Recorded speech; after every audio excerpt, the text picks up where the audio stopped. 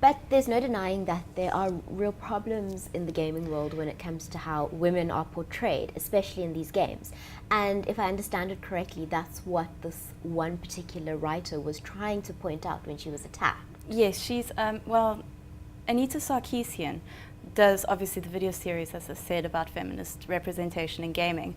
And what she does is really a critical analysis of games, where she will take, for example, a trope, which will be some stereotype pushed. For example, the damsel in distress trope, which is the female in this trope exists to be rescued. She's not even that much of a human. Her existence is to be won as a prize. In fact, she's pretty much a ball between two main players in a game. For example, in the classic Super Mario stories, Princess Peach is between Bowser and Mario. So she'll take that and she'll take examples from different games and show how it comes up again and again, and then say what's wrong with it and what we can do to improve on this. And unfortunately, there seems to be this very this misunderstanding of what she's doing. People think she's trying to prove that all games ever are sexist and purposefully pushing a sexist agenda, but she's not doing that. She's just bringing up this issue, and because she has to reinforce her point, she will use every example just to show it. So not every single example she will use will be, some examples you could actually pick it apart, and she might be wrong to have used that one, for example. But then people use this as proof that she's just trying to make games look out to be bad, and she's trying to, and people get very angry. I mean, people send, as I said, rape and death threats. People made a game where you can beat her up. The level of harassment she's received about this is disproportionate and crazy. And the funny thing is, if they'd just not done that, we wouldn't have this problem. Like, they made it worse. They made gaming look a lot more misogynist than it is.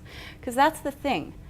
I don't believe gaming is misogynist by nature. And I might be one of the few, but I personally see a very strong effort from game companies, now that they've seen the criticism. I've seen them trying to appeal to the criticisms that people have raised.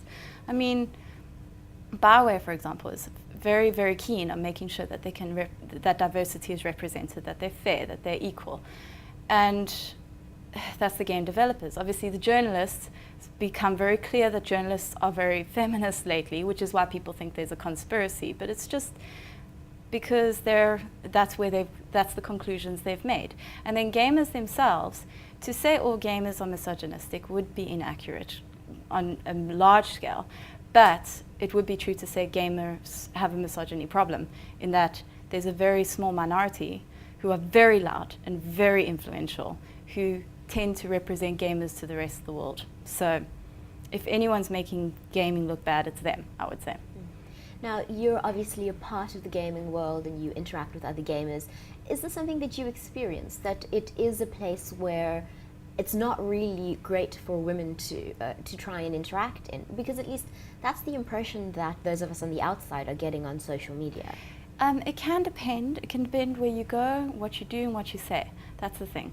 It is not a place where you're going to get off scot-free making a feminist video criticizing a game. Then people are going to attack you. Then you're going to run into severe misogyny, which is not acceptable, and that does make it a dangerous place for women.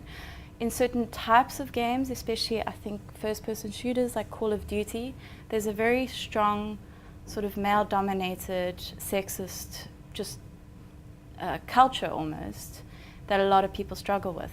But in other communities, it's a lot better. I mean, I play World of Warcraft, which is also online, it's also with strangers, and I very rarely deal with sexism. I do deal with it, but it's not terrible. So I think it can depend on which group you're dealing with, what game they're playing, what the culture is in that group, where that kind of thing, how you're connecting with them.